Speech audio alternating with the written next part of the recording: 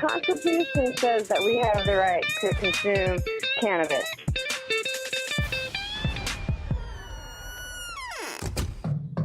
Open up, Colorado. It's 420. Time to grind and burn. This is not your son's stoner show.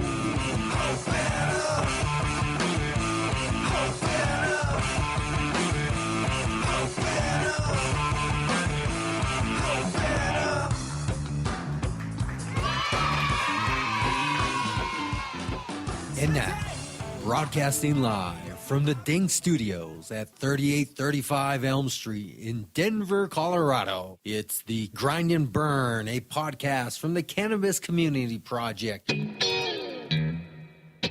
Cannapreneurs, this week's show is sponsored by Dairy Berry's Recording Studio. Welcome, Cannapreneurs. Welcome back to the CCP radio show, the Cannabis Community Project, coming to you live right here from 3835 Elm Street. That's right, it's a dispensary, and I'm a cannabis show. What's harmony within the universe? Come on down, pick up some medicinal, recreational, whatever it is that you need to meet your cannabis needs. You can find it here at Dank, and you can also find me every Friday afternoon broadcasting right here from the studios. Wait a minute, you're all probably thinking, what do you mean Friday afternoon? I'm listening to you. It's Saturday. It's 4:20, right? All right, you got me. So I'm not doing this live. I'm really recording this on Friday afternoon. All right. Stone me to death. For all of you who come back week after week, who support me, who send me messages, who are part of this community in the true essence of what it means to be a cannapreneur. I want to give something back to you this summer in return for that loyalty, that dedication, that followership, listeners,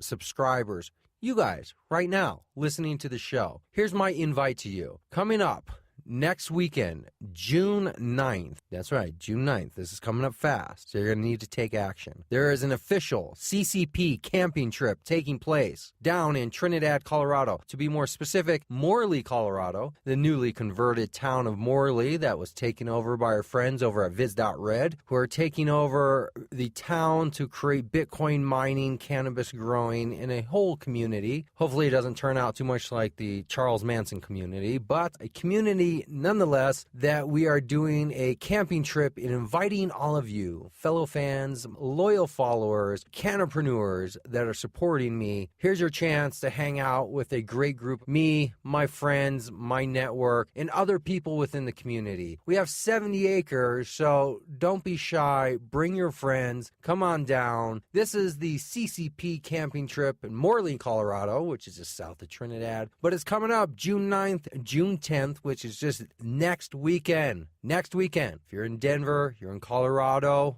you want to fly out here real quick, come on down. Bring your tent, bring your sleeping bag, BYOB. Other than that, thank you for all of you who sent the birthday wishes last week. To those of you sending me stuff in the mail, thank you. Particularly, I would like to thank one person who's been a great follower and supporter, who I don't think I've given enough thanks and gratitude to. Thank you to David at Nature RX Edibles, and this is a company you're going to want to pay attention to. Nature RX Edibles. It's coming soon, based out of Arizona here. This is an edible company. He was very nice. On my birthday, he sent me an edible. I took it over the weekend while I was out at the reservoir, hanging out, playing volleyball, listening to music, and I was on cloud nine. So thank you very much, David. That was an excellent edible, and based on that alone, I know your company is going to be very successful. So when you do go live, you do go public, you know where to come to, right here, buddy. You don't have to come to Denver. Maybe I'll come to you. We're going to have you on the show, and thank you for the months and months of constantly sharing the shows when they come out, following up on Twitter, and just being part of the community. For anybody else out there that would like to be part of this community and have your name and company mentioned and be part of the show in a segment, please contact me. That's what we're all about. We're about supporting each other, right? It's not about me, the host, out here trying to create a following for you guys to listen to me. There's very little I know, but I do know a few things very well, but only a few. The only way we're going to get this entirety of knowledge covered in this industry is by you guys. I can't do it alone. So you're going to have to come on the show. You're going to have to be the experts, the correspondents, and we're going to have to promote your businesses, right? That's what we're all about. And that's what I did this last weekend when I invested into MedX. Do you remember MedX? Go back to the archives and listen to the first show of 2016. MedX with Matthew Mills. I interviewed him, learned all about his company, about him, the whole deal, and spent the preceding 6 months investigating, doing due diligence, following the company, reaching out to other people who have invested, listening to other shows he's gone on and how he's talked about his company in comparison to how he talked about it when he was on my show, and really looked into the specifics of the proposal for the investors, the shareholders that he wrote out for everybody. And a combination of all of that finally brought me to the decision many months later to invest. And I invested. I took the 700 shares and I did it as a risk. And here's why it's a risk. Not because it was an overwhelming amount of money. It was because for my personal finances, it was a lot of money. Here's a shocker. Being a podcaster doesn't really make you rich. I don't really have any disposable income. I manage some small businesses on my own. I'm an entrepreneur. I make ends meet. We get my family moving forward. My daughter and my son get everything they need. But we don't have a lot of disposable money. We have very little savings. So when you're talking to families who are not investors, who are not wealthy people looking where to put their money that's just sitting around, any amount of money is a big risk.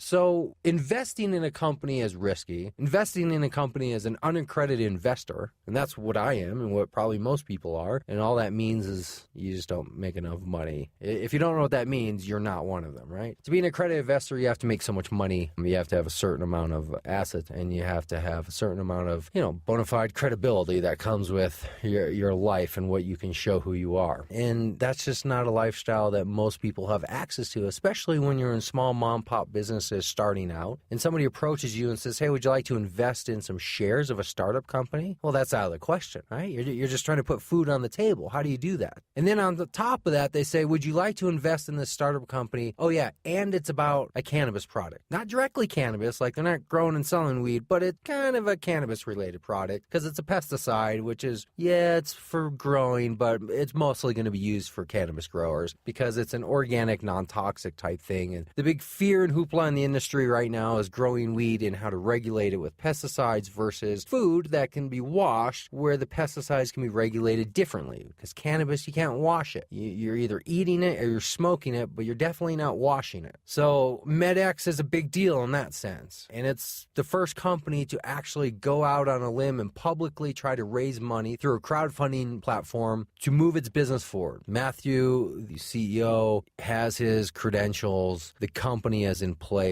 It looks good. It's a great product. So I took the step. I took the risk. And that is what makes me an entrepreneur, right? It's that element of risk. You see, I could take the safe route. I could easily go to a corporation and take some cubicle job making a decent mid-level wage, enough to be, decently satisfied in material things on a basic level. I wouldn't be satisfied with my soul, but I could do that. I could take a safe route of the world. And I say I could do that because I could. I have a master's degree in my field of study. I have 20 plus years experience in my field of study. I could go get a job in a very safe route. But that's not what being an entrepreneur is about. Being an entrepreneur is about taking risks and taking calculated risk. A calculated risk is one where you do your research, you do diligence, you analyze, and you make a decision. You may lose, right? You may lose your money, but it's a calculated risk. And that risk, and knowing that risk and being able to define the difference of that thin line is what will make you successful and what will definitely give you the ability to claim your status as an entrepreneur. Bang! So there you go. Keep grinding and burning. That's what it's all about. I'm now a company that owns stock in another cannabis company. I'm moving forward, and now it's time for you too. So let's keep moving forward on this show, and let's quickly look back at last week's show so we don't forget. Last week's show, if you remember that, where I was actually off for my birthday, but the week before that, Douglas from Weed Real Estate Inc. giving us the down low on real estate zoning and how the industry is going to move forward from a property standpoint. If you didn't hear that show, go back, like, share, and comment, the whole deal, and then we'll slide into this week's show with Becca Williams from Free Speech TV's very first cannabis show, MJ Straight Talk. Here it is, Grind and Burn Cannabis.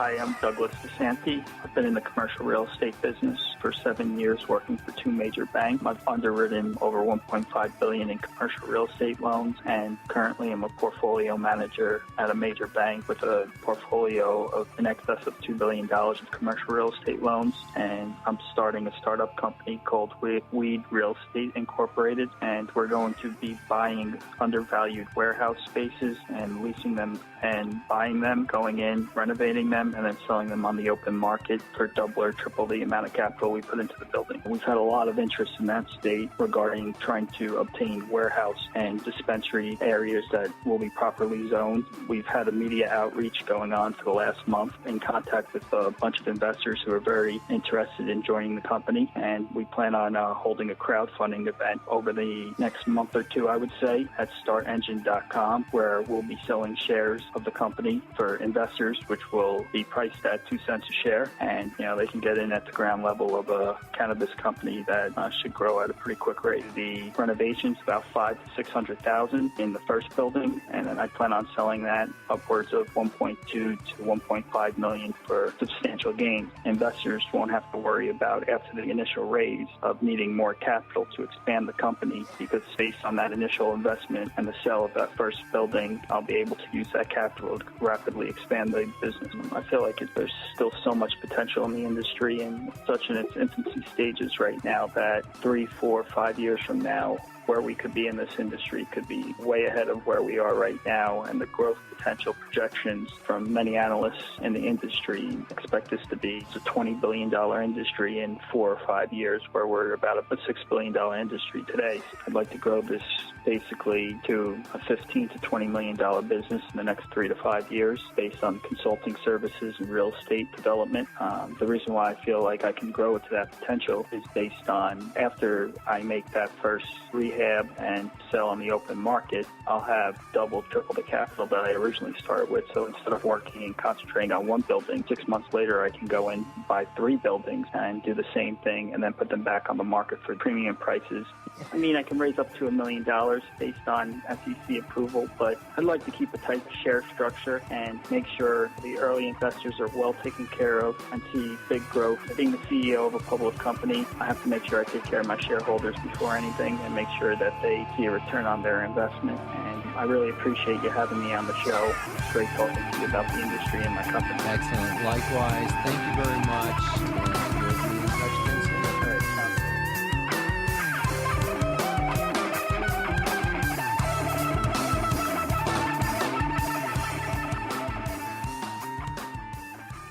Last year, there was over 200,000 people that came to Colorado. How many of them came to start a business? The competition is heating up. So if you have a business, an idea, or just some thoughts about cannabis that need to be shared with the community, do it on this show. Contact me at brainstorm@cannabiscommunityproject.com. I just think we can be such a healthier society.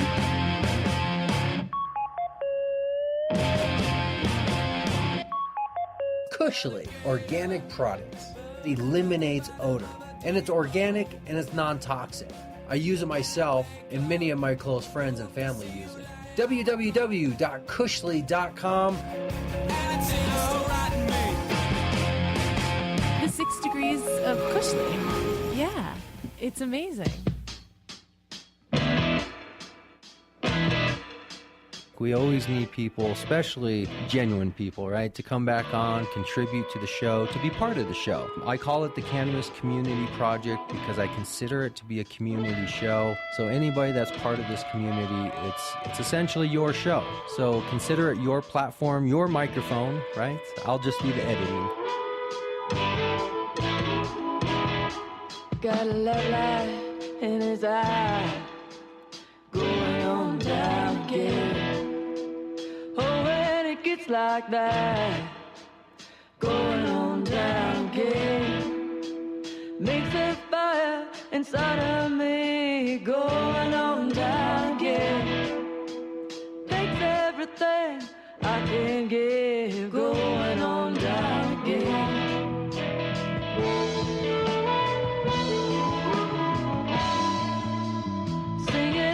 Song spinning in my head, going on down again.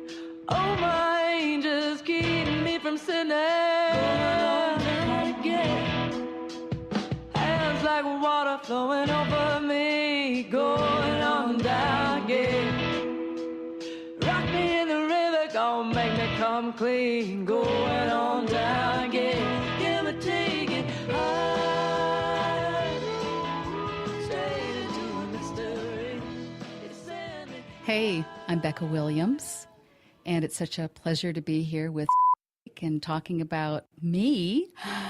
I am the executive producer and host of both a YouTube series called MJ Straight Talk and a national weekly television show called Marijuana Straight Talk as well. And the tagline is, we are uprooting the stigmas and stereotypes of cannabis and the people who use it. And I like to think that we're building a bold and unique cannabis-focused media company here that really envisions changing the course of history as to how our country thinks and interacts with the cannabis plant. And we're doing it differently the way I look at it. We are really embracing social justice so that it's an equitable playing field for all who want to get into it, for economic justice. So for those who are in it, we're looking at livable wages and benefits, racial justice, of course, for our brothers and sisters who are people of color, where the war on drugs has heavily come down on their shoulders, and environmental justice, where we really want to see all of us involved in this arena, a lighter footprint on the planet, and however that looks for businesses that are using, for instance, lots and lots of energy, perhaps look towards solar, and that's just a very small peek into environmental justice. And, you know, at its essence, the cannabis plant has the ability to expand consciousness in relationships with ourselves and with each other. And in doing so, we can catalyze revolutionary social and political change. And that's where we come down with our website, with our YouTube channel, with our television show. We really bring on the voices that offer us various alternatives to this trek in corporate and big pot avenues. So this, what we're looking at and offering, is an alternative to that. Very nice. And Free Speech TV is probably the best place for you based on that description you just gave. I can't imagine what other network would be a better place. I'm so glad that you're familiar with Free Speech. Free Speech TV network is on Dish and Direct to the tune of 40 million households. They get about 1.2 million viewers a month, so that's nothing to sneeze at. And we are in the company of the likes of Democracy Now! With Amy Goodman and the Tom Hartman Show and Stephanie Miller show, on and on. Yeah. Mm-hmm. Tom Hartman is where I was introduced to Free Speech TV a few years ago when I had Dish Network. I was listening to his on-air radio program and then the crossover with his TV programs where I get introduced to it. And then I started seeing all the other shows and I was like, yes, this is the type of TV that we need. Because when people think of like NPR or public radio, you know, national broadcasting, free TV stuff, they're always going to think boring. Free Speech TV is not boring. And it's much more progressive. Free Speech TV network is public, as you point out, but it's unlike the public broadcasting system or National Public Radio. Now, both of those network entities, as not-for-profit, still get federal funding, which means that they are beholden to whomever is in office and in Congress and doling out that money. So we have seen a very deliberate tightening up, for instance, on NPR and PBS as well, around what they cover and how they cover it. And there is a trend around being very conservative. Free speech is powered by the people. Powered by the people. You always have to kind of soften your P's on that. And so that we can tell the truth with a capital T. And I am just so excited to get a green light from that network in order to do this. So help me understand how this type of media affiliation works, because they're on Dish Network, right? But they're not on cable. First, help me explain that. Why? Why does Dish have to run them, but cable doesn't? Cable, corporate media, makes a distinction and what do I want to say, conservative programs. They allow networks on that keep within that corporate media mentality. Dish and Direct has been an enduring partner with free speech over the years. And so the big deal is that those 40 million viewers, generally speaking, on Dish and Direct are in homes where they don't have access to cable. Now, as we drive around Denver, of course, you'll see a lot of balconies and condos with the Dish or Direct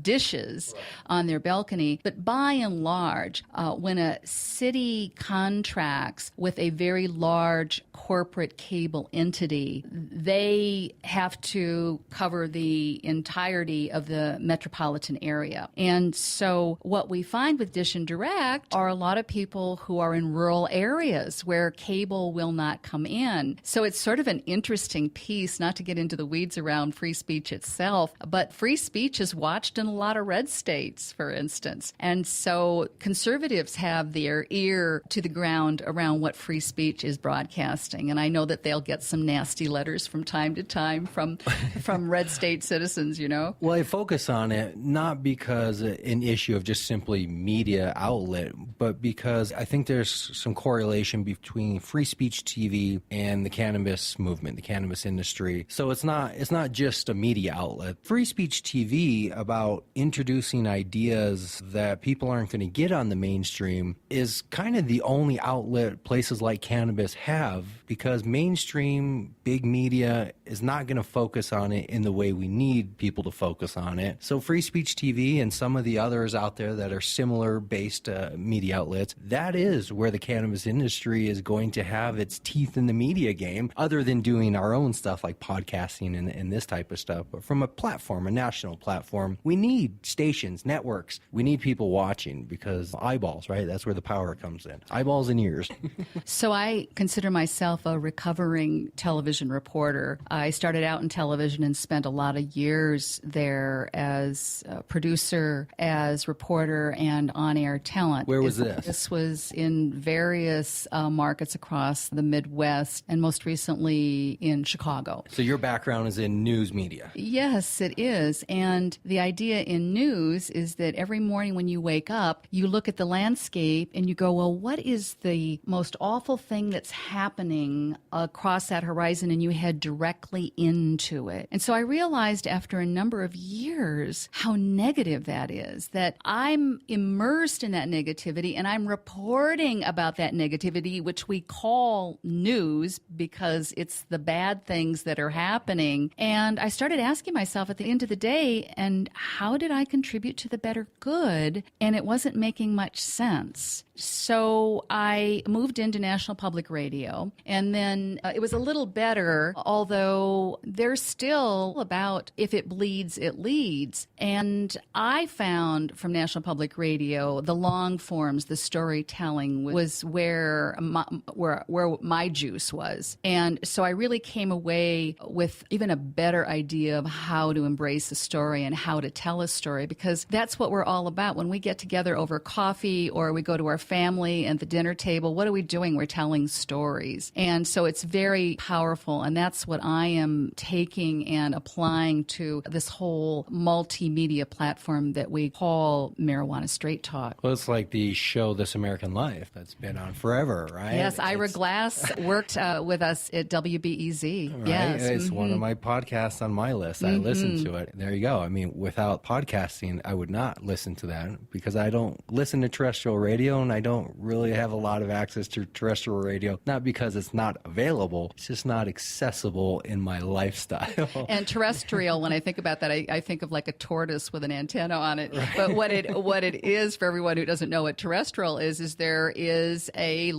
high antenna placed in the ground in any municipality or county or wherever, and then they broadcast at a particular wattage, and they can go out just within a neighborhood, a few miles. You can be like WLS in Chicago that, I don't know, 50,000 or 100 watts, where you can hear them on a clear night for thousands of miles either way. Clear channels, the original Clear channels. The original hence Clear the name channels, of the yeah. company. Mm-hmm. That's the power of this type of media. As I listen to that program, because it's such a story based, and I wish I could produce that type of media, but that takes a little bit more resources than I have within my reach at this point to produce that type of segment of a produced story. But I listen because of that, and I think that's why probably millions of other people listen. And that's the power of media. But if it weren't for outlets outside of the mainstream, those things go away. And if those media, the voices go away, then the businesses don't have a place to speak, which means eventually we go away. So you, I, in this media game, we're kind of playing a vital role that I see it, is we're helping bringing those businesses that don't have a voice out into the public. And that's why I really take it very seriously when I meet with a mom and pop that's just a small little startup, like some of these products I was showing you, people out of their homes selling products. There's no way a CBS, ABC, iHeartMedia would ever have them into their studio for a segment. Well, here I am.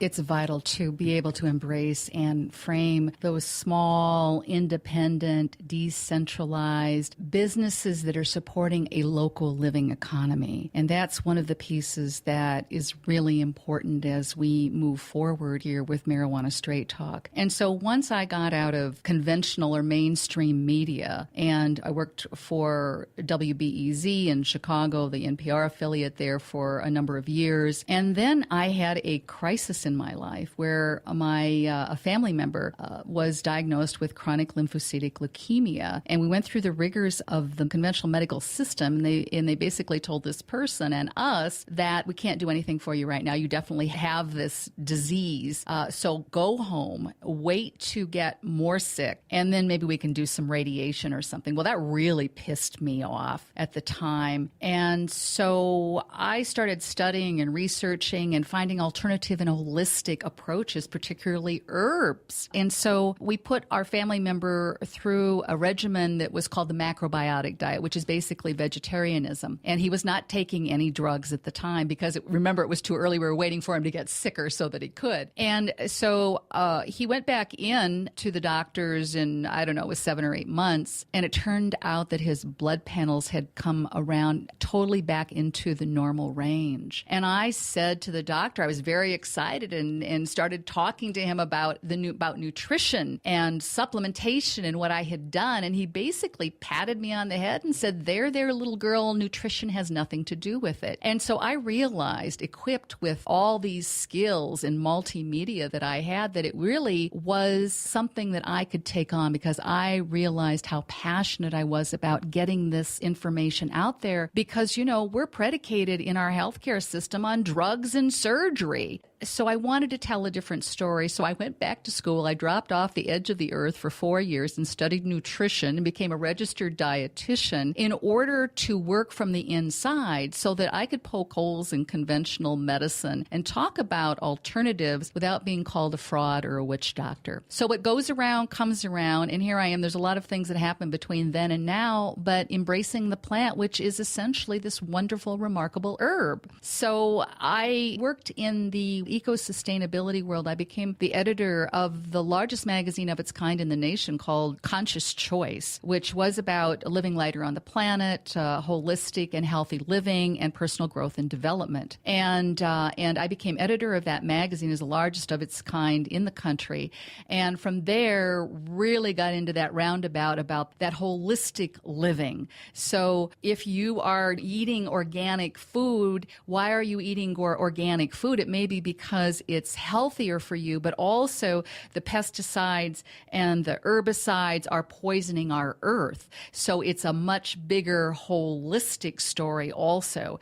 And while I was doing that, I was working for, among other things, working for a network of family magazines that had like 5 or 6 magazines around the country. And I was their national health editor. And it was big on my radar screen that people were using cannabis for pain relief. Well, at the time, I chose not to talk about it because I would be encouraging people, families, to do something illegal. So I let it go at that and really come back to really honor our valued advocates and activists whose shoulders we stand on right now as we move forward in this arena. there we are. I took that information, and there were a few years and other things that I did in between, but then it came to my attention that there really wasn't anything factual or informational regarding this slice of the cannabis life. So I realized, having the chops around television and storytelling and executive producing, that we could create this platform where we could talk about the real deal and how we need to have a dual track. Yeah, as big pot coming in, you better believe it, baby. And pharmaceuticals and all the other big corporate entities are coming in, and you talk to anybody who's deeply into this, and you know this as well as I do. They're poised, and as soon as the feds lift the prohibition, they're just rushing in. And we're early enough right here, right now, to create an alternative track of education and information for our citizenry, and being able to boost and support companies that are either small or medium, or perhaps larger companies that have a framework of social responsibility that they're baking into it. Like Whole Foods, for instance. I mean, you could criticize Whole Foods until the cows come home, but they're doing a lot of things right for a big corporation. And in this economy, it's all about growth, which is something I have a real issue with anyway. But if somebody is going to grow, then they might as well grow the right way and be encouraged and nurtured to do that. So that is the big idea that we're creating with Marijuana Straight Talk. Hence the name Straight Talk.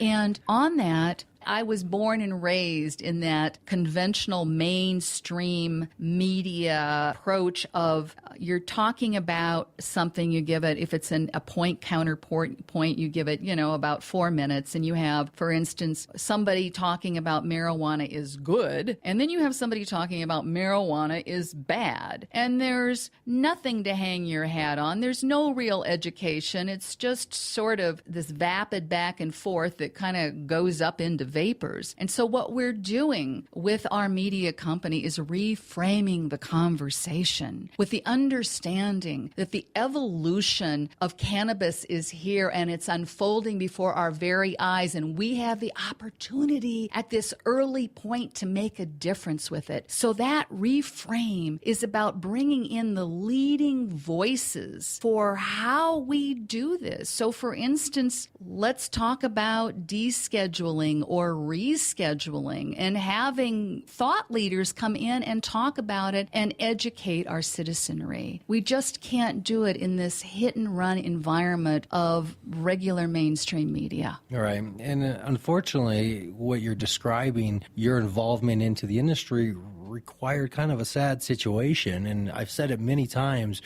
we have to be able to find a way to get through to people without tragedy being the catalyst, right? Without a family member getting cancer or somebody's children and getting leukemia or something else. There has to be a way to communicate with people short of them suffering a horrific situation, which unfortunately everybody I talked to who was not previously really in the industry only really got here because they were involved in some type of sad situation. You make such a good point, because I know as a journalist who is a nutritionist also. Now, I never practiced. I went back to the school and studied and got that degree and credential, registered dietitian, in order to discuss with the leading lights and luminaries around alternative and holistic and what we call integrative medicine. And what I found was, just as you're saying, and this is in integrative medicine, is that people don't step up and out of the mainstream paradigm until something has happened to them. The two biggest cohorts is someone who has been through the ringer, for instance, with cancer, and is on their last dying gasp, limping into an integrative medical doctor and saying the radiation and the chemotherapy and the surgeries did not work. What can I do? And the other piece is mothers with young children, because they want to prevent it from happening. And so you're absolutely right. We need to take that around to being able to talk about cannabis not only from a medical standpoint, but what it does for our well-being. And I got to tell you, this is where my roots started. I come from what we call deep developmental trauma. That means childhood trauma, very abusive, and mentally, physically, sexually. And so I get touched when I start talking about it. Excuse me. When I hit college, and I was a young woman who was riddled with anxiety and panic, well, all the time, mostly because if you have to watch and fear for your very safety within the confines of your childhood, of your with your parents, what does that do to a young child? Every day, watching what's going to come at you and how it's going to come at you. So what happens when we move into adulthood, we don't reset those emotions, those heavy emotions. We bring those with us. And when we are out and about in business or work or relationships, those same limiting self-beliefs and dysfunctions, those woundings are carried with us. And so when I was in college, I was introduced to cannabis. You know, some of my friends, rolled a doobie and we passed it around, and there was something magical that happened during the course of that time. And I realized it was lightening my load. It allowed me to be more present and settle down. And so it, at that point, became, from here to now, through all those years, an enduring presence in my life. So I frame it as health and well-being, because recreational, that term, or adult use, is a little off the mark, because we want to say it's either or it's medical, or you're just kind of fooling around with the baby and it doesn't matter. Make no mistake about it. When we sit and commune with friends and share a joint, we are being wrapped in an energy that lifts us and supports us. And so another huge piece of this media company is about not only the outer environment, but the inner environment, the inner terrain. And I have become, over the years, a teacher of this plant spirit medicine, cannabis. And I have studied it, and I have moved with it through various disciplines to marry the two, and have found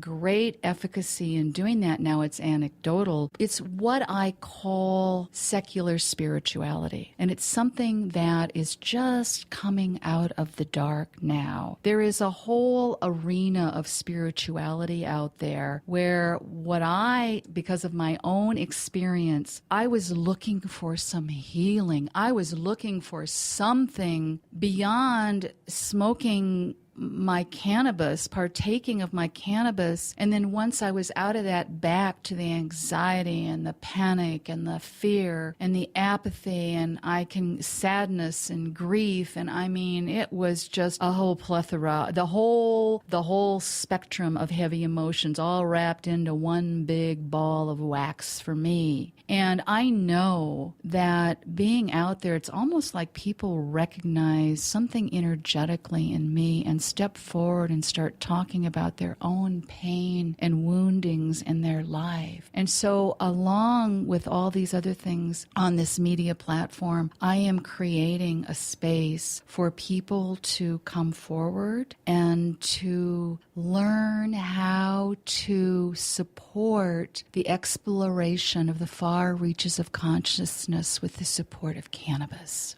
That's where my passion is right now, and I think it needs to be both inward and outward, so that we can take that healing and bring it into our outward life, so that we are able to interact in a peaceful nature with other people. And our jobs, our business, I mean, when it comes right down to it, it's all about interactions with other human beings. I'm also a specialist in leadership and teams, team organization. And it really is very much about inviting people to get to know themselves. It's an inside job. And cannabis helps and supports that. And their needs, up to this time, you'll find in the literature a lot of references to, smoke a joint and meditate. Well, there's much more to that, much, much more. And I have found that not only can it support solace and peace at that moment,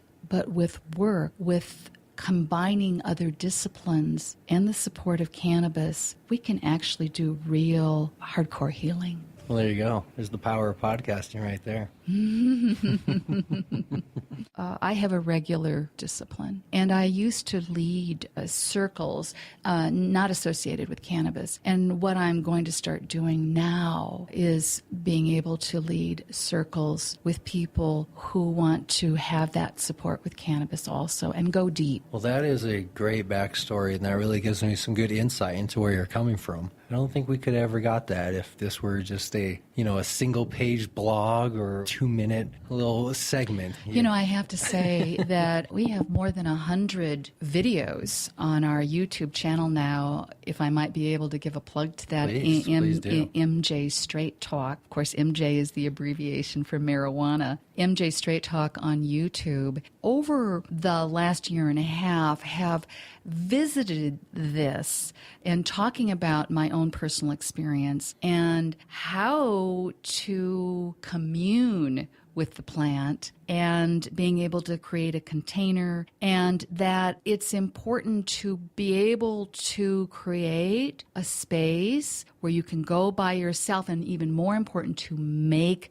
that space for yourself. Because what we have right now is a very unhealthy society. I might even go so far as to say sick. And no wonder that 1 out of every 5 people is on some kind of mood medication. And that's only the ones that are counted by people going in and seeing their doctors. People are on their screens all the time because it's a distraction from the problems that are eating at them, the mental chatter in their heads. I often call it the itty bitty shitty committee. I have a friend who calls it the mad uncle, where we want to do something, we have a desire to do something, and then there's these voices that come in to tell us that we're not good enough, we're inadequate, we don't deserve that. And all of this I have been moving through for many, many years, and it's an affliction. We cannot have close, honest, authentic connections with people when we have all of that noise coursing through our head. We have to find a way to move it out, to meet it. I don't want to say get rid of it, because our emotions are very important. What we want to do is find ways to identify those voices, meet them, listen to them, and move that energy into a different space. It sounds like you're using media for a similar reason I'm using it for, to find that connection and interaction with people as a way to express yourself. I am naturally by nature a very shy and timid person. I have very low self-esteem. And I find it very difficult interpersonal interaction. I find myself more comfortable in front of groups than I do one-on-one, which is why I love the control that this podcast gives me. Because when I ask you to put on the headphones and get in front of the microphone, you're in my environment, and I feel much better.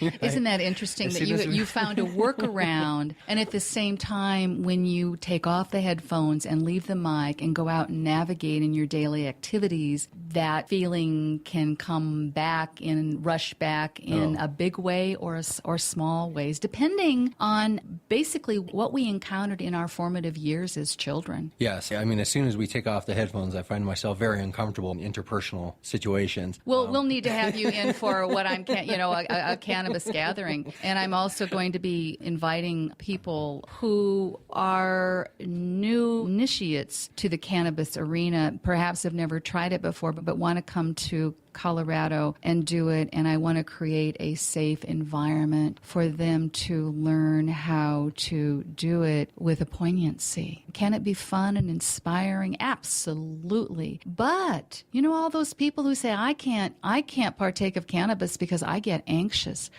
Those people with anxiety, it's always there for them to a lesser or greater degree. And this is, I speak from personal experience, where at the moment, if I'm not experiencing anxiety, you better believe that it's on the back wall of my brain and breathing like wallpaper. And if I happen to partake of, a hit or two of cannabis, that anxiety can come rushing to the front and just flood every sense that I have right there and then. And we find that happening over and over and over again. And so I have a way that we can work with those people. You know, it's disciplined. It takes commitment and courage to bring those scary feelings up to the fore and look at them and being able to work with them in a way where it's changed around and they become our friends. Yes, which is why I think a lot of people, when they get high, their anxiety is a misinterpretation of what the high is presenting to them. I also will get, very high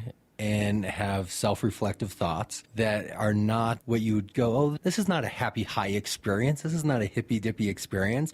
No. But THC is doing something to your body that's giving you an opportunity. And if I don't like what it's showing me, I will get very anxious, right? Just like... A very, very, very good point. The videos that I have done on this are some of our most viewed videos, which means there is a screaming need for more of this. And I get all kinds of comments from people over our website, which, by the way, is mjstraighttalk.com, or through YouTube comments, through email, and they will say exactly what you're saying, that, Becca, thank you so much for sharing those most intimate details, and I'm finding that I need to go in and be quiet more and more because I came from a very traumatic background. One woman just recently said, I need to leave that scene, and I go into another room or another space and just cry and just cry. And you know what? Crying is not a bad thing. I've done a lot of crying, a lot of sobbing and whining and wailing because that moves the energy. It moves it up there for you to see, and it can move it out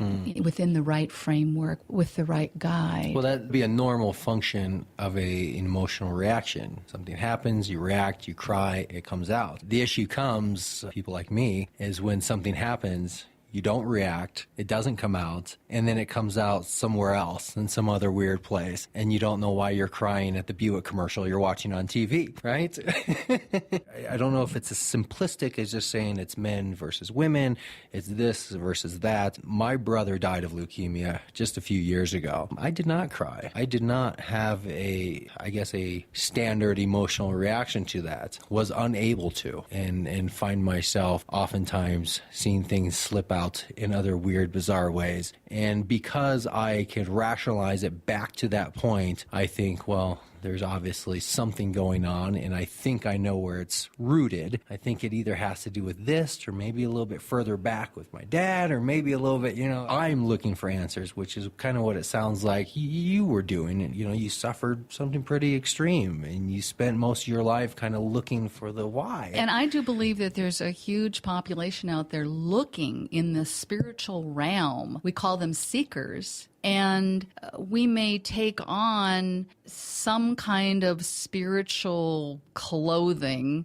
whether that means bendy or, the clothes that we wear or what we follow. And what I realized was that it was a stroking. It was a stroking to try to stroke that emotion down. And what we really need to do is bring it up. So the spirituality piece that I have pursued, and what I need to do is I'm in the midst of formulating a book, and what I need to do is enumerate the number of disciplines that I have touched across my lifespan to get to this point. And I just kept digging and digging and digging because the suffering drove me to find more. What came to me in meditation at one point was a word, which I have since trademarked, and it's called canonaut. So it's canonaut like psychonaut or astronaut, where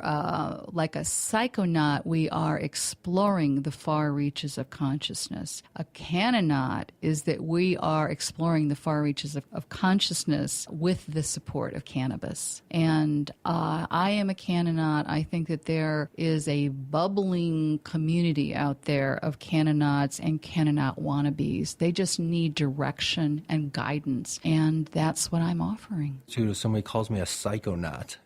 Is that a good thing or a bad thing? So a psychonaut is a well-worn word in the psychedelic community. Okay. Well, psycho is about the mind. It means that we are going deep. Okay. Well, for a psychonaut, I know that term psycho, like like psycho is crazy, but that's not the case. So there is a whole community out there who routinely use psychedelic drugs to DMT, ayahuasca, to go deep, and psilocybin, exactly so. And those are psychonauts. Okay. What I am saying, and so loosely, people who talk about psychedelics sort of throw cannabis in there as an ancillary sort of cousin of what you just mentioned. Right.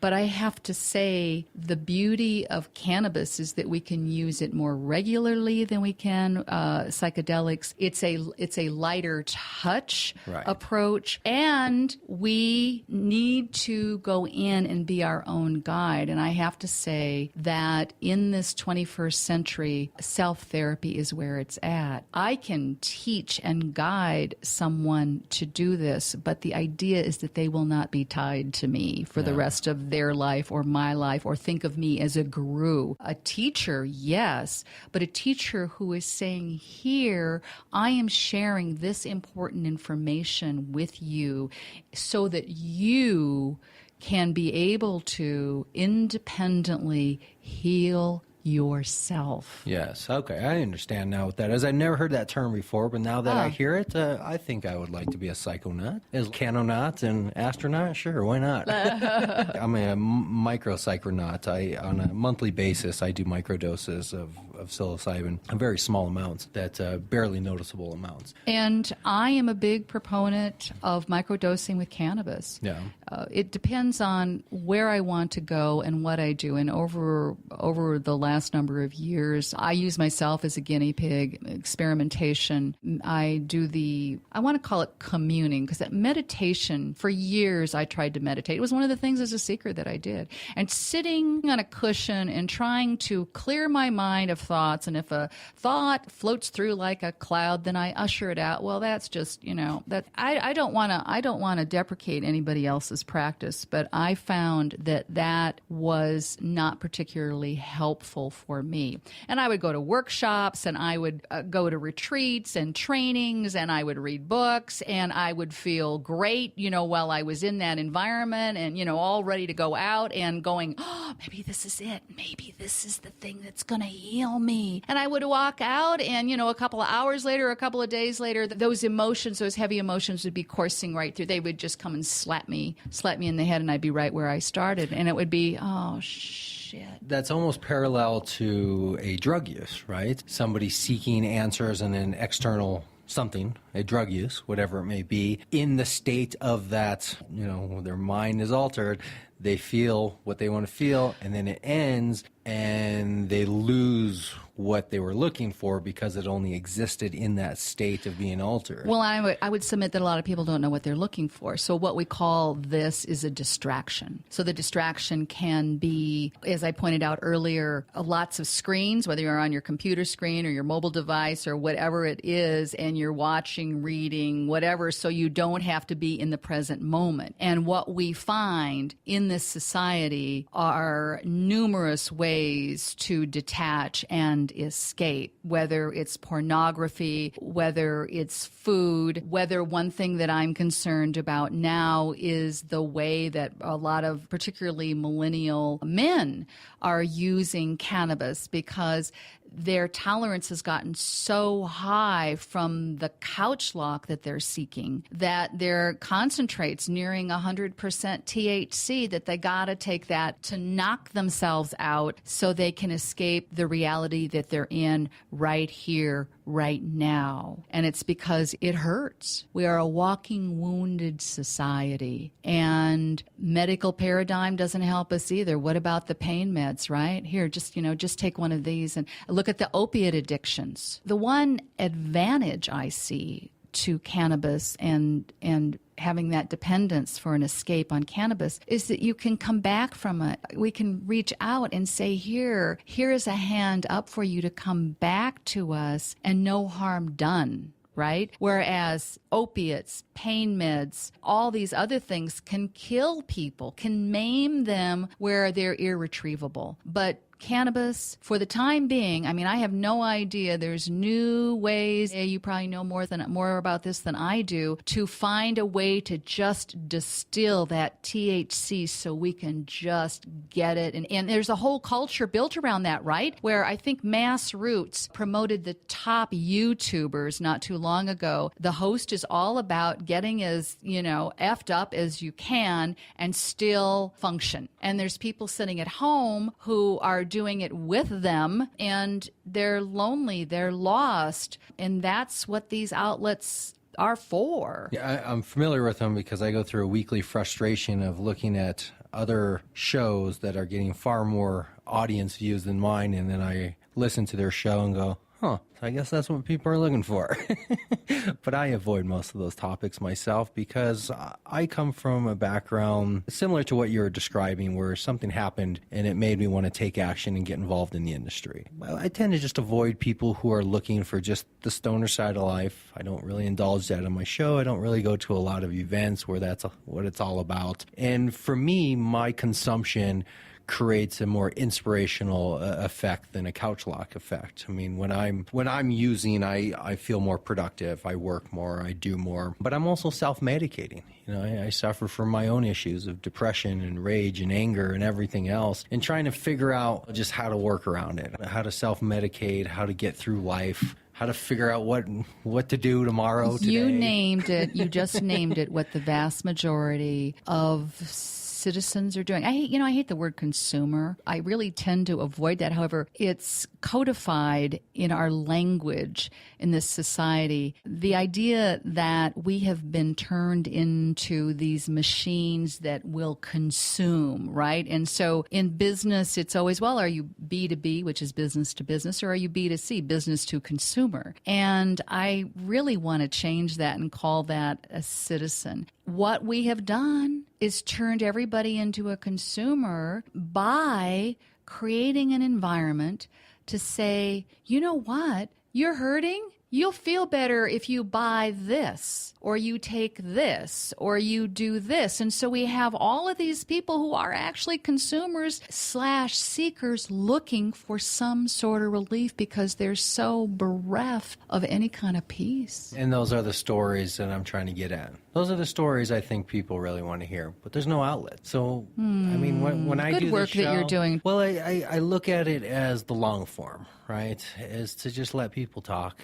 Just let people talk. I mean, I clean it up afterwards, but I don't change people's content, and I don't cut them down from a half hour of talking to 2 minutes of talk. I just let people talk. I just make them sound good. But it's therapeutic for me, and I think it's therapeutic for my guest, even if they think they're here just to talk about their company. What I realize is I sit across from people and I'm looking at them and they're talking about whatever their little device or knickknack is. They're talking about their life, and then they start talking about where the idea came from and how they got started and how their mom gave them $5,000 and they put their credit card and then they went through this. And then before you know it, you have somebody's whole life that's developed and you understand why they are where they are today. You feel like you know somebody. You have a small little friendship. Versus those people coming into this space and saying, I have X millions of dollars. Where can I make more X millions of dollars? And I don't know what to say about that. It's business as usual, and we're seeing it business as usual in this cannabis space. And I think that what you and I are talking about, we will find our own allies within that arena. I know that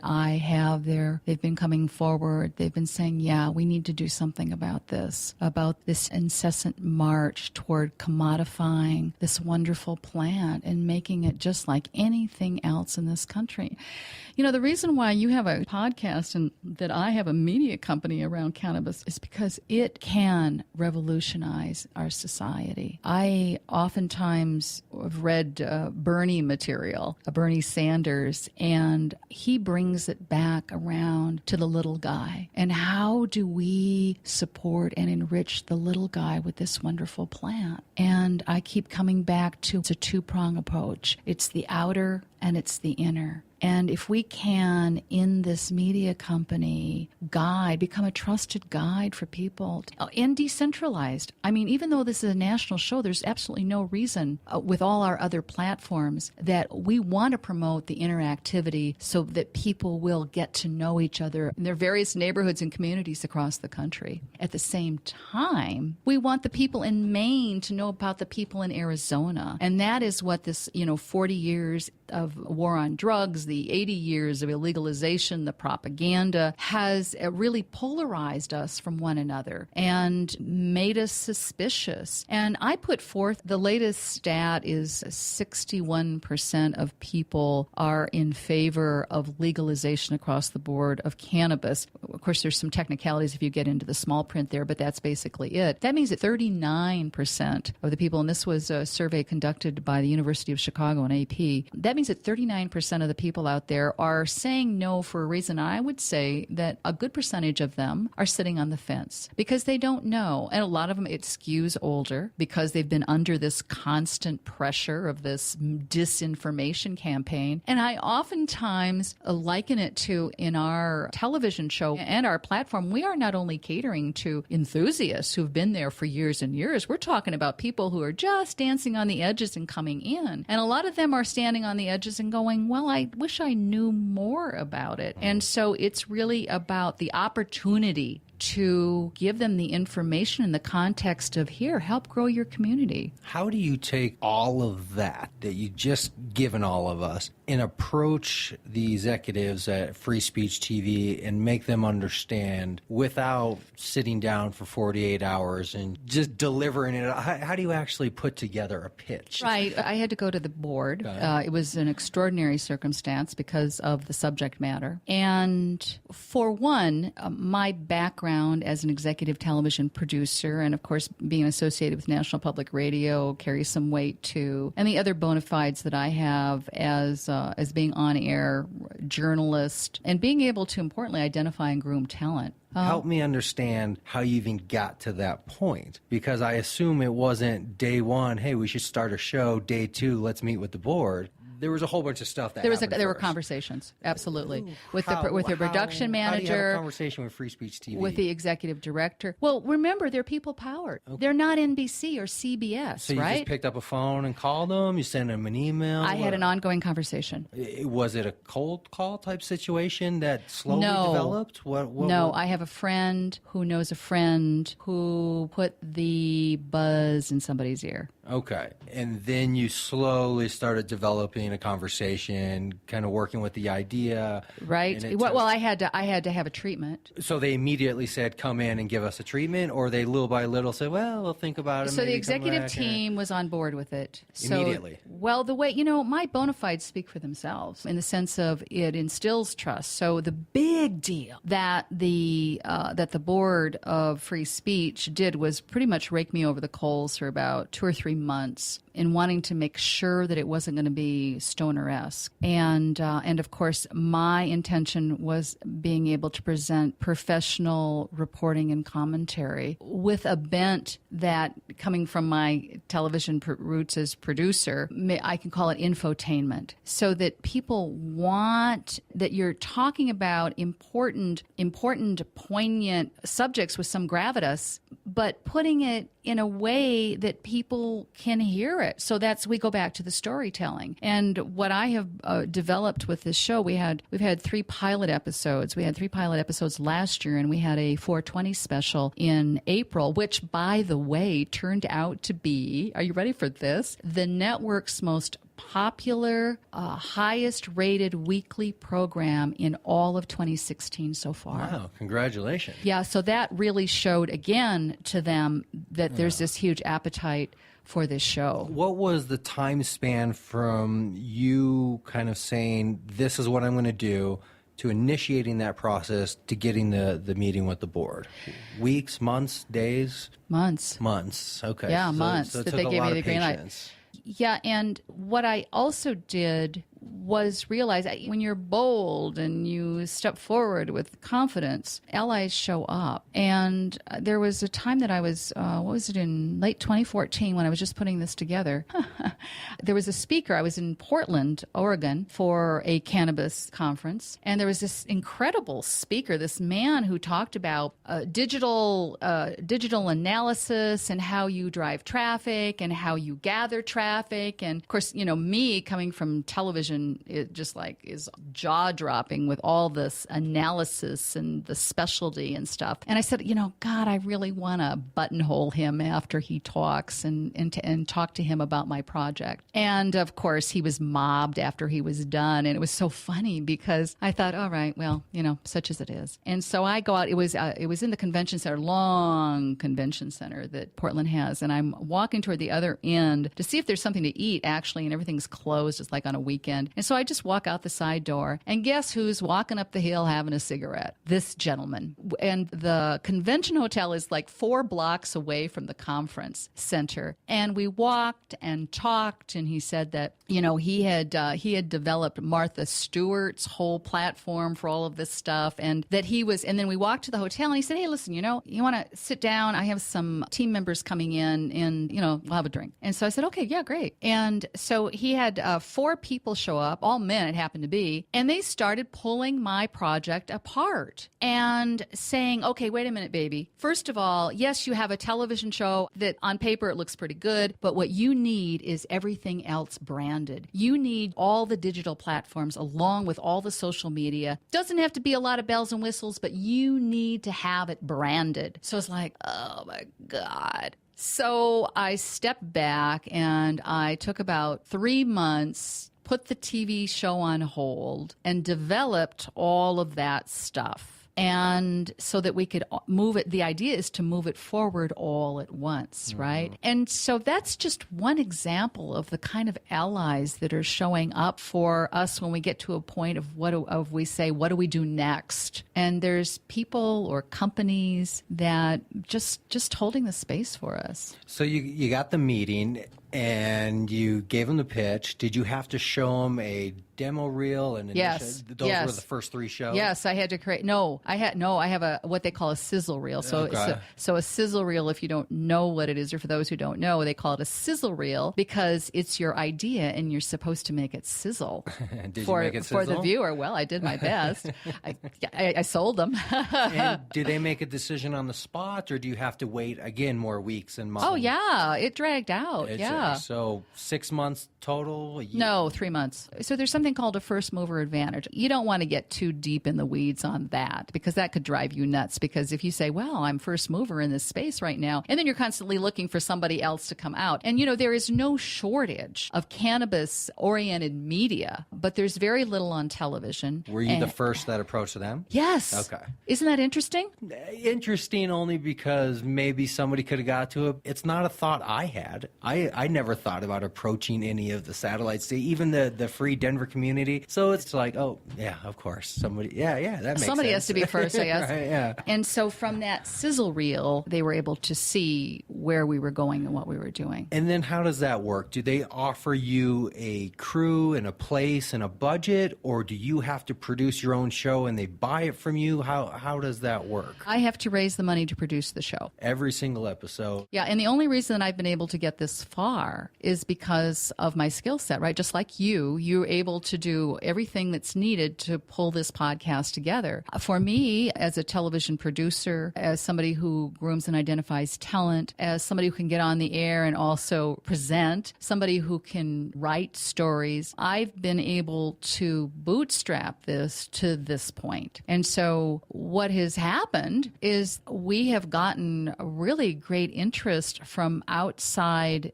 people who want to invest in this. And I was thinking small. I was thinking the television show, and then we get commercial sponsors. Commercial is really not commercial, since it's public television, underwriters. And so I thought, well, I'll do that, and la-di-da, la-di-da. Well, people kept coming and saying, I don't really want to be a commercial sponsor, but I'd like to look at investing in the company. And so that is what I've been focused on in the last number of months, is putting this whole business plan together for this company that is multi-platform. Okay, so I want to understand the details of the production. Free Speech TV, are they a production studio or just a network of distribution? They're a network and they have studios. Okay. So that's one of the reasons why I moved from Florida to Denver, was to be able to shoot in their studio. So I have to actually hire their team and their studio in order to shoot the things that we have in the show. Having said that, their brilliant programming and production manager, his name is Alex Manis, said to me, because the popularity of YouTube with that casual, where it doesn't have to be perfect video, that, you're in somebody's home and... Not all HD, 1080 stuff. Exactly, so on telephone video and all of that stuff. And so, I come from a tradition of television news where you are sitting at the desk and I am going to tell you what it's about, and it just very formal, right? Well, I did not want that at all. I want to be loose and relaxed. And so Alex said, well, why not fold in the YouTube approach too? Here, we're shooting from Becca's office. We're shooting from Becca's kitchen. We're and by the way, we're on the set at Free Speech. So, and just it's the old executive producer stuff. I like to open a show on a set, on a professional set, and in the show on a professional set. And then everything in between is kind of a patchwork, which allows us to really throw it up. I mean, we have some great characters and personalities on the show, and just in the 4 shows that we have done, including Richard Hayasika Harvey, who is based out in Massachusetts, and he is the editor for a very popular segment that we have called Artistic Say. And what he does is he identifies grassroots musicians, poets, however they are expressing themselves with their sentiments about cannabis. And so we have had, I think it's been all music videos for the 4 pieces that we've had. But I invite you to go to our website, mjstraighttalk.com. It all aired already, and it's now on video on demand, so you can just watch it. I did see the 3 that are... You watched them all? Well, the 3. You were saying there was close to 100. So there's a difference between YouTube and the television show. So we have 4 episodes, including the 420 special. We have over 100 videos. Okay. Yeah. I see. I was like, well, I must be way behind, because just a couple months ago when I was introduced, there was only 3. So yeah. What's the turnaround time? What does it take to start a production and get it ready for air? So you're talking to an old executive producer who put together a half-hour newscast every day. Yeah, so you can do... So I can produce with, a blindfold on in one hand, tied behind my back, actually. Having said that, we've really bootstrapped this whole thing. So it's taken longer because I have an editor and post-production editor and videographer who does work with me. We work very closely together. And along with the cast of characters who we have on the show, from Leland Rucker to Hayasika to Martin Lee, I mean, it goes on and on, that we're pretty much shooting that on our own until we get that show on regular weekly lineup, in which we will have a whole team of people. And it'll be a once-a-week type production. Yeah, it'll be weekly. Weekly half hour. So you have to write the scripts beforehand yourself? You have to budget the crew that they're making you hire from their own staff, or can you bring in your own crew? I want their crew. You do? Because Okay. their crew knows how to run the teleprompter. They It's know all how to, their studio, the TD yeah. and the director and the floor manager. Right. I want their crew. We do that, but then my editor and I will work from my home to my home studio to do pieces for the show, and that's where we shoot the YouTube videos on a weekly basis. So there's not really much of a budget in the sense like they're buying a show from you or providing you with a budget to produce the show. No, they don't do that. They're giving you the distribution. That's exactly right. And you have to produce your own shows at your own dime with a minimum baseline because you have to hire out their crew. So there is a certain amount of money that has to be put in. You can't go too cheap. That's right. And if you look, that's a model that's tried and true for PBS, for instance. You have production companies with a whole team, producers, who are enlisting or convincing the PBS station that here I have the money to produce this show. Or often it's ready-made and ready to go, and so it just needs to be sold to somebody who has a platform. And are they participating in any monies you bring in through underwriting? Do you have to do a split with them? I don't have to do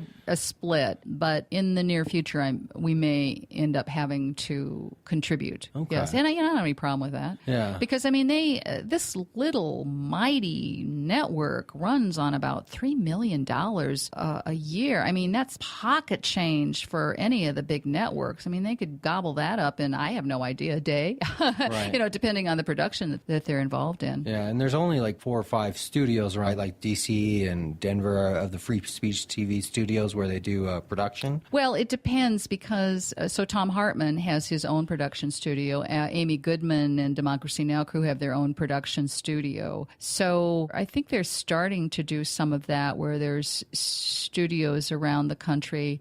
It's a littler, more modest studio. Yeah. No, because I always try to find the outlets where the news sources are coming in. I am also watching Lee Camp, Redacted Tonight. I like his show. Mm-hmm. All these low-budget kind of news shows that are coming up, I really pay attention to them and watch them and like to kind of see how they develop, knowing their budgets are limited, because it gives me ideas to how to break through the bootstrap. What are your aspirations? To build this into what could be a daily or at least a 3 to 4 time a week type show. To have a team of 3 to 4 people assisting in production as well as producing stories. To be run off of combination of advertising, selling actual products, and being involved in events and parties and other things where we can also create revenue streams from. I would like to have different cannabis type shows. This one is kind of a business focused show where I try. When you only have one show, sometimes you have to compromise the theme because there's no other outlets, right? So sometimes I will talk to people that aren't necessarily business related, but just because I don't have any other outlet for them yet. So I would like to have like a show that just focuses on patients, a show that focuses on business, a show that focuses on different aspects of cannabis, and have a network of various podcasts and related media kind of under a single network that's all cannabis related, and then use that to expand into non-cannabis podcasts and eventually just make it a full podcast media company. Producing podcasts, I guess, would be my long-term goal, would be to be a podcast producer of various podcasts where I am the host of one or less. Sure. Do you have a model? For this show, yes. Just for this show. Who? Well, I use a little bit of what I get from all my other podcasts. So my show kind of reflects a little bit of Joe Rogan, if you listen to him. Sure. It reflects a little bit of Freakonomics I listen to, a little bit of Mark Maron that I listen to and how he kind of does his, and a little bit of Adam Carolla and how they do their podcast. What about cannabis specifically? This is going to sound like I'm just being an a-hole, but I've listened to many other podcasts that are cannabis related. And I do not have any others that I would firmly say, well, there is a show I'd like to model. I have personally not found any other podcasts that are cannabis related that I've been too inspired by. What about Russ Balview? I don't know who that is. What is his show? He's been around for quite a while. He's based in Oregon. And Russ may be doing streaming audio, but I think he has a podcast, Russ Bellevue Show. Oh, okay. No, yeah. He might be somebody you could actually look at and talk to. Yeah, what I do is I'll flip through iTunes and other shows, and I'll keyword cannabis, and I'll listen to other people's shows. It's not an issue of production, because I absolutely understand limitations on production. That is not what my issue is. My issue is usually content based, and usually people who are not broadcasters, not admitting the fact they're not broadcasters, but yet still trying to put on a show as if they're broadcasters, and it's teeth grinding to listen to.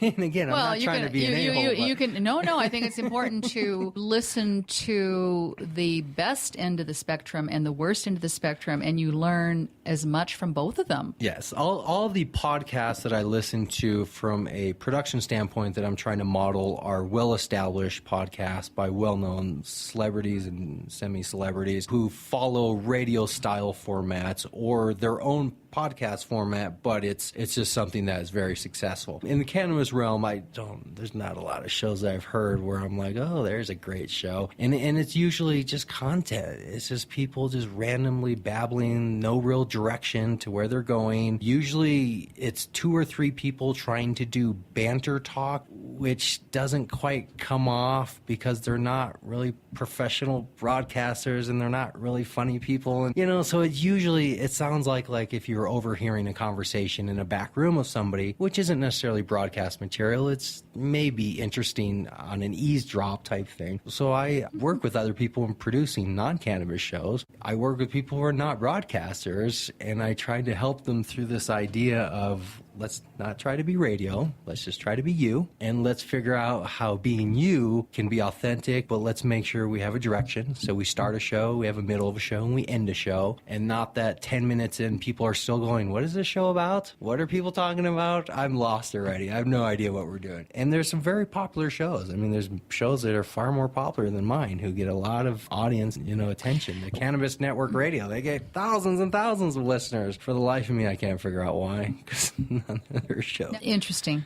It's just a lot of side talk. To me, whether it's a minute-long segment or an hour-long segment, there's a beginning, there's a middle, and an end. And if somewhere within the first couple minutes a person can't understand what your show's about or where you're going, there's a problem. And usually it's a problem that exists with people who don't understand somebody's listening to them or somebody who's just not trying, because anybody that's had any broadcasting experience would not start a show and spend the first 5 minutes babbling on about something that's non-relevant, not on topic, and going nowhere, because you're going to lose everybody. And right. I take the production I do as serious as the content, and the seriousness I want to give my guests. I want my guests to feel like I'm working for you here. When this show comes out, you will sound good, if nothing else. I can't guarantee I'll sound good, but you will sound good because I'll put a lot of time into making sure your audio comes out great. That's the counterpart to a television producer. That's what I do. I like the container of a time frame. So I have 28 minutes for a weekly half-hour show, and the organization is important, that there is a certain cadence to the show. Now, within the segments, we're loose, we're relaxed, we talk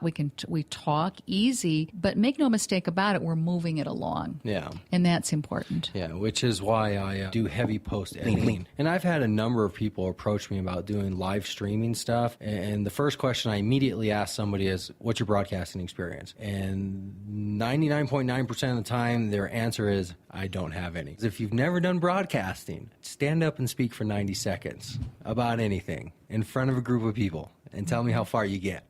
30 seconds. Stand up for 10 seconds, right? And what the problem I see is people that don't have any broadcasting experience that want to do live streaming shows, they forget that you can't just talk about what you're staring at the wall and hey, what'd you do this weekend? Oh, that was cool. Oh, wow. Well, so the Commons will decide based on viewership, yes? Listenership. Yeah, to a point. I've always had this rant that I've gone on about, does popularity equate to quality, and does quality necessarily result in popularity? If we looked at out of context things like hamburgers, right? If we said by pure popularity, McDonald's must be the best hamburger in the world because they by far outsell everybody else across the planet. Hands down, there's no competition even close. McDonald's is outselling everybody, so they, by default, must be the best, correct? Well, that's the kind of logic I think of, and that's how I motivate myself when I look at other people's high number shows and my numbers.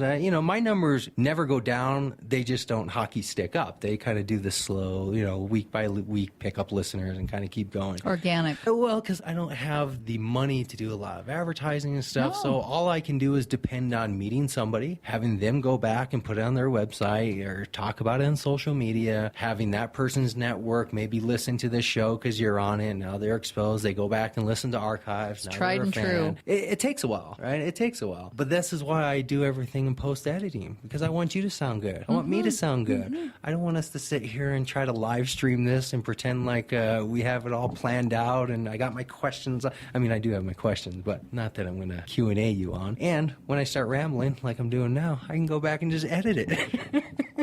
True. That is the beauty of post-production. I worked for years and years with live television. You need to have your ducks in a row. You need to be ultra produced. I mean, my first wedding, I produced my first wedding. Really, it was on paper as to who would be doing what when. That's the job of a producer. Right? Somebody's got to be organized and in charge. Somebody has to know where we're going in this whole thing. And usually if the talent's also the producer, it's too many things, right? Usually, which is hard, which is sometimes it takes away from my conversations, because as I am sitting here trying to be a host, I'm also having to think about how are we going to produce this, edit this, how what else is going to be in the show and the whole deal. So, I mean, it's all in time. But this has been a very long conversation. And it's been a great conversation. I feel like I've learned about you. I feel like I've had the experience to probably hear about your story that, honestly, I don't know where else I would ever hear you give a firsthand story like that unless you were invited to speak somewhere. And even then, I don't know, with a group of people standing in front of you, if you would have given them the same delivery as you gave us today. So that, to me, that's the power of podcasting, right? The earbuds, that interpersonal, that intimate experience when people are out on the bus, gardening, doing homework, doing whatever, and they just have you in their ear. That's where the power comes from, and that's why I love it. Truly, and thank you for creating this space for me to talk about this. Thank you very much. Let's make sure to do your contact information one more time with all your social media, website, phone numbers, however you want people to come and talk to you. The best place to go is our website, mjstraighttalk.com. Remember, there's 2 T's, one at the end of straight and one at the beginning of talk, mjstraighttalk.com. And you can really access all our television shows there. You can access our YouTube videos, some of my blogs, the Cannabis information, and I invite you to subscribe. We send occasional emails, newsletters that talk about what we're up to, which I think is always interesting. Of course, that's me, but from the feedback that we've gotten, that it is pretty intriguing. So we're in a space right here, right now, that is fascinating. And to be able to bring to it the sensibilities that you and I are bringing to it and looking at a different paradigm, a paradigm shift that this plant can catalyze, I think is very important. I think that message was communicated very well today, and I think if nothing else, that's what the audience is going to get, is just your personal relationship to what you're doing here, how you got started, and obviously the passion behind it. And if nothing else, let's get people over to Free Speech TV and get some viewerships over there. Here, yes. And let me just say that the way to do it is our website is that central nucleus for everything. So you can find everything, including Free Speech TV, including YouTube, by going to our website. Very good. I assume you're keeping track of your clicks through there. Oh, yeah. Oh, yeah. Growing well. Analytics. Fun conversations with advertisers. Well, thank you very much, Becca. This has been very informational and delightful. Feeling a little happier, actually, than I was when I first came down today. I was feeling a little down, and I feel happy. So thank you very much for joining me on this long Thank you conversation. For your candor around that. Excellent. That's it. Just like that. Okay. It's all over.